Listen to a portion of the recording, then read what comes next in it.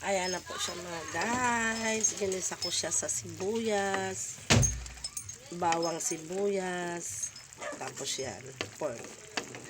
Yan po yung niluto ko ngayon guys. Ayan. Yan. Yan po yung niluto ko ngayon mga guys. Ayan. Ginisa po yan sa maraming sibuyas. Niluto ko na gusto yung sibuyas mga guys. Ayan. Kung titingnan mo palang masarap na. Sobrang sarap na po. Yan. Ang apoy niya ay inin lang mga guys. Ang sarap.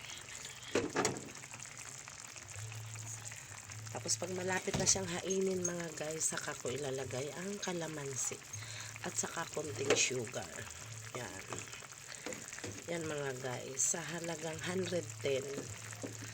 Yan ang luto namin hapunan. Nakakatipid po. Yan mga guys, diba?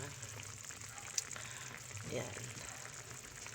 Sobrang sarap ng aking niluluto ng hapunan namin. Ulam hapunan. Yan. Yan mga guys. Yan. Huli ko na po ilalagay ang kalamansi mga guys. Ayan. Ayan mga guys. Ayan po mga guys. Ayan. Sarap po, diba? Look delicious. Diba po? Bawal ng kutsilyo. May papakita na. Ay, binanggit ko. Ayan. Bawal ang knife. Uy! Number 1 na bawal yan. Ako, iusog mo dun yung sangkalan. Iusog mo. Ayan. Diba po mga guys? Ayan na siya. Sobrang sarap. Gusto nyo tikman mga guys? Papatikin ko sa inyo yan mga guys. At kaya nyo rin lutuin yan. Isang buong malaking sibuyas. Yung malaking malaki. Yan.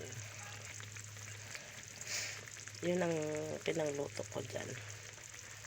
Yan. Yan. Ano ko siya,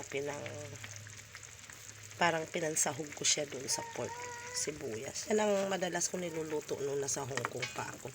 Kaso ang nilalagay kong gulay ay sitsaro. Wala kasi kaming sitsaro, kaya yung malaking sibuyas na lang. Thank you so much mga guys. Yan.